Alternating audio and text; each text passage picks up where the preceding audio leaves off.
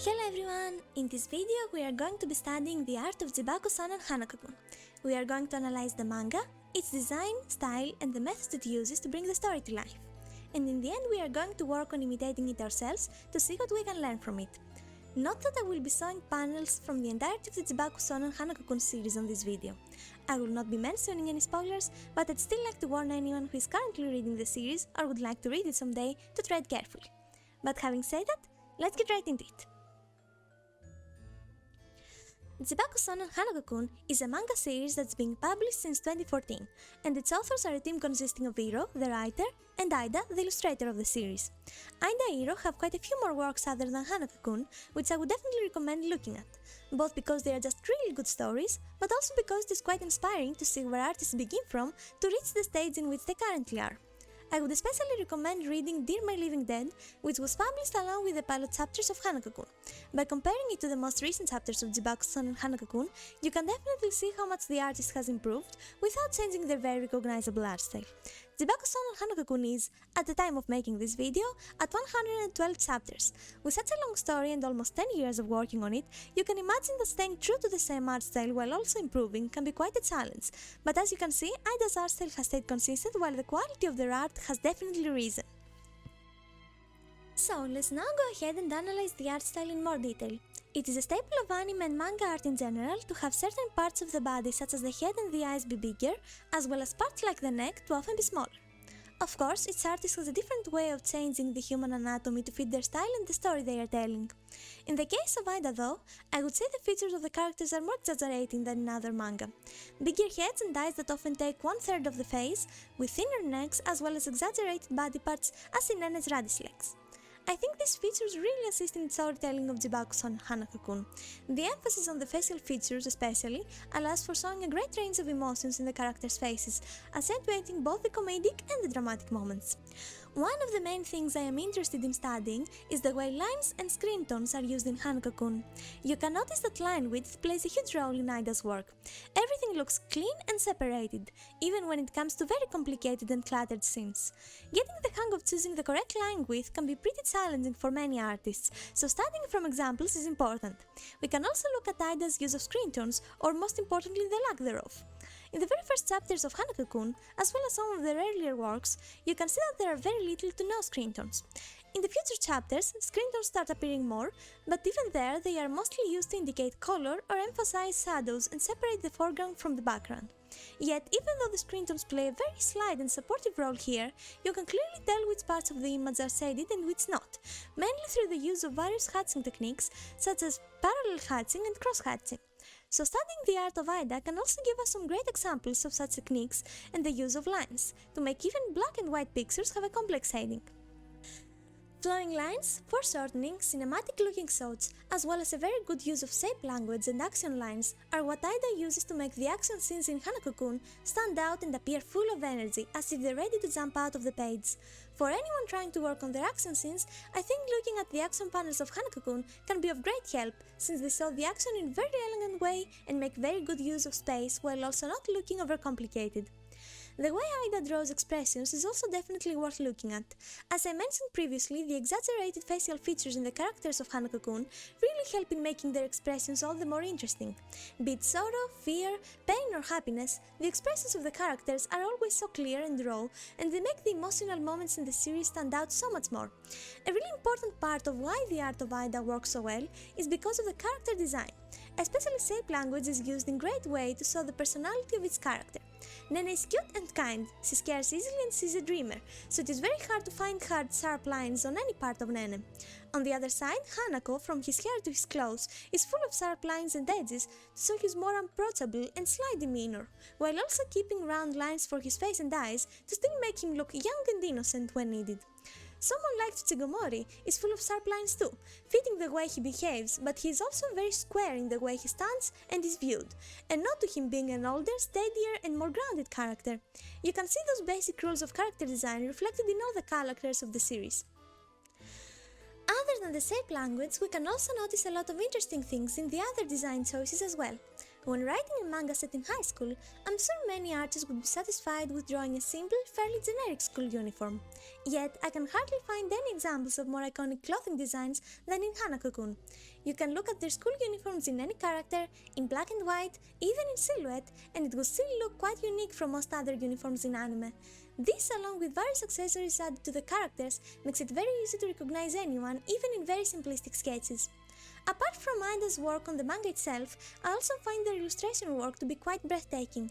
I have gotten my hands on their second art book, and I have to admit their use of colors and lines is quite incredible, so I would definitely like to try and replicate some colored images as well. As you can see, Aida's drawings are very stylized. The colors aren't necessarily true to life, and the poses and expressions might often be exaggerated. Their color balance is also very good, as you can see in these black and white examples, and the way they render their art is quite incredible, especially since they don't seem to be using any layer modes in their drawings. Now, I think it's about time we started putting our observations in action. I am going to be making a few manga panels as well as an illustration using my Tiny Witch character, trying to follow the way Aida does their expressions and shape language, while paying a lot of attention on my use of line width and the ways I shade my pictures. For the illustration, apart from those things, I aim to also imitate the way they use colors and light. Let's go! I started off with copying a couple of panels, to get an even better feel on how they work. If you're trying to copy someone's style on your studies, I believe tracing can be useful at first, but then it is also better to use what you learned in a few non-trace studies as well, like I did here. For my first piece, I wanted to work on something like a character introduction page with a simple pose to concentrate on passing Aida's use of shape language to my own character. I wanted to add the decorations that can be seen in a lot of Hanako-kun panels as well, to give the image a more dramatic effect with those flowers. I tried to pay attention to my line width to separate the shapes and also tried to use a lot of hatching to indicate shadows while using screen tones only to show some main shadows and separate the foreground from the background. What I had quite a bit of trouble with was the color balance. Hanako's clothes are black, so I tried to make my character coat completely black as well, since I felt using a screen tone to indicate the purple would not fit the picture. The black definitely made the character stand out, but maybe a bit too much. I experimented quite a bit with screen tones and ended up with this right here. I'm fairly satisfied with it. I feel like it looks quite a bit messier than I would want, and maybe I overused my screen tones. But other than that, I really like how it came out, and I think I managed to imitate Aida's way of designing characters and rendering manga panels alright. Next up, I wanted to study some expressions. So being inspired by the expressions in various emotional Hanako-kun panels, I tried to make some of my own. It was really interesting to study the methods that Aida uses to bring these characters to life. Exaggeration is definitely used a lot in the poses, and the way the facial features are twisted to match the emotion the characters are conveying is so good. I especially love the way the ears and eyes are drawn. Using shaky lines passes that feeling of vulnerability very well. In general, I really like how those expressions came out and they helped prepare me for the next one. This time, I tried to go for an action panel with a strong expression and composition to challenge myself. I tried to use flowing lines and a dynamic pose that would help give that feeling of the character popping out of the page. This image was way more complex than the previous ones, so making sure I used my lines and screen tones correctly to separate the background from the foreground was essential for it to look appealing. I'm not too sure about how this tea that's flowing down on the side of the panel looks. I like what it does for the composition, and I think the little droplets that it splashes around look very good, but I don't think I managed to get to what I would have liked it to look like. But overall, I like how the whole panel came out. I think it manages to give off the panic I wanted it to, as well as having that floating sense, and while it is kind of a complex image, I think it ended up coming out pretty clean and easy on the eye. Now, for my last exercise, I tried doing an illustration, and I think this was my favorite part. The drafting and line art weren't all that different from what I did for all the other panels, and the base colors were also pretty standard.